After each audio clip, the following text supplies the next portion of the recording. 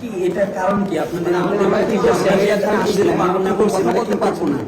আমার জাতি আজ এইভাবে যে নিঃস্ব এবং আমার জাতি যেভাবে লাঞ্ছিত এবং বঞ্চিত এবং যেভাবে এটা যদি আমরা কোনোভাবে তাদের সান্ত্বনাও না দিতে পারি তাহলে আপনাদের দ্বারস্থ হয়ে আমাদের লাভ। আপনাদের সান্ত্বনা দেওয়ার জন্য আমরাও কাজ করতেছি। অবভিয়াসলি আমরা কাজ করতেছি। তাহলে সেজন্য আপনারা আমাদের বিতাড়িত করে দেবেন যে আমরা কোনো কথা বলতে পারবো না, এটা আমাদের মুখে তালা মারা। আমরা কি বাংলাদেশের নাগরিক হিসেবে কোনো কথা বলতে পারবো না, এটা আমাদের মুখ বন্ধ করে না। আপনার হিন্দু সম্প্রদায় অথবা হিন্দু সম্প্রদায়, আমি আগে বলছি সম্প্রদায়, আমরা কোনো সম্প্রদায় হিসেবে না, সম্প্রদায় আমরা মানে যে অপরাধের জাত ধর্ম এইটা বাংলাদেশের আমি আমরা সেটা চাই না। আমরা কোনো রাজনৈতিক দলের নই। আমি শুধু আমার সনাতনী জাতি, আপনি শুধু সনাতনী জাতি নয়, সমস্ত মানব জীবনে যেন কোনো অন্যায় কর্মে কেউ প্রবেশ না করুক, অন্যায়কারী না হোক, বাংলাদেশের শান্তি সুশৃঙ্খলা বজায় থাকবে। আমরা এই ব্যাপারে দুটো কথা সমবেদনাও কি জানাতে পারবো না? তাহলে আমাদের বাংলাদেশের নাগরিকত্ব হিসেবে আমাদের মেনে নিচ্ছেন বাড়ির, এটা তো গ্রামের আওতাধীন। একটা বাড়িতে যেখানে একটা ভিকটিম একটা যদি আমাদের তার সেই দাঁড়াও একটা কথা বাবার সাথে কথাটা আমি বলে নেই না কেন, স্যার যখন কথাটা তুলছে আমরা একটা কথা বলবো না, আমাদের মনে কথা বলবো না, কথা একজন ভিকটিম সেখানে যদি 19টা বাড়ি এবং আরো 3টে দোকান সহ হামলা করতে পারে আর আমরা একটা কথা বলতে পারবো না, তাহলে আমাদের মুখে কি আপনারা তালা মারতে চান? না না, আপনার মুখে তালা মারতে বলি এখন তো আপনারা সেটাই আমাদেরকে সেটা বাধ্য করছেন।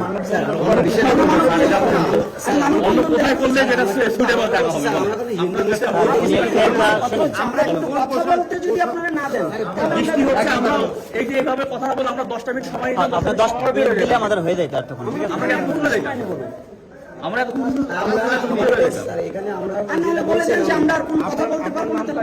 আমার নাম গোপীনাথ দাস।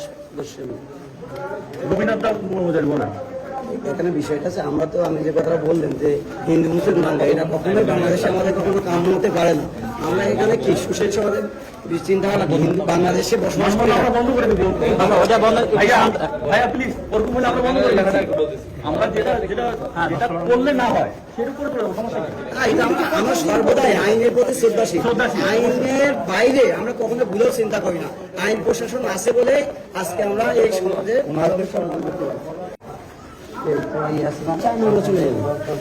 আচ্ছা আপাতত বন্ধ করতে পারো তাহলে। না আপনার সাথে কথা বলি, আমরা ওইটা ভিকটিমদের হাতে দিয়ে আমরা বের হয়ে যাই। চলো। হ্যাঁ এটাই হোক না, এখানে যদি তারা বলে দেয় যে না আমাদের আসলে যে বাংলাদেশে অত্যাচার হবে এইভাবে তাদের হতে সহায়তা করে, তারা এর সাথে মেনে নিতে হবে। আমি বলি, আমি আমার অধিনায়ক স্যারের সাথে কথা বলেছি, এখানে কোনো লোক জড়িত দেওয়া যাবে না। আচ্ছা, এটা হইলো আইনি প্রশাসনের জটিলতার কারণে, কারণ এখানে যেহেতু একটা ঘটনা ঘটছে সেই জন্য। তো আপনারা প্লিজ আপনাদের বাসায় বলে দেন যে আপনারা বাসায় চলে যান, আর আপনার যে ইয়াগুলো নিয়ে আসছেন আপনাদের যে এখানে যাদেরকে মুরল অথবা আপনাদের যে সর্দার হিসেবে মানে ওনার কাছে এগুলো বুঝাই দিয়ে থাক, ওনারা এখনই চলে যেতে বলেন, এখন মানববন্ধ করা যাবে না প্লিজ বলেন। আর তাদের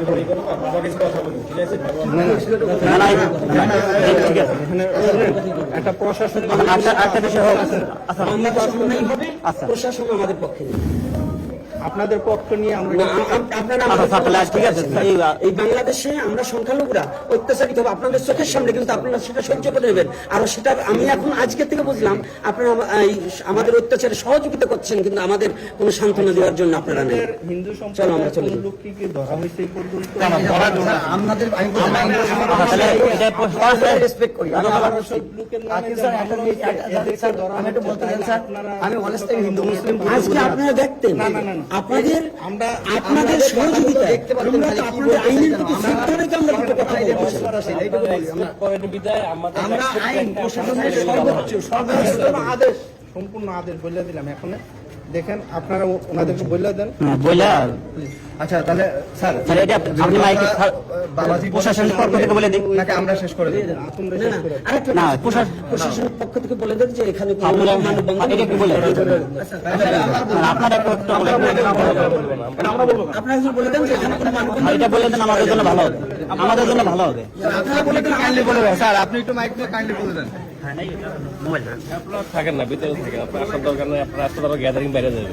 আমরা কাজ চলে যাবো।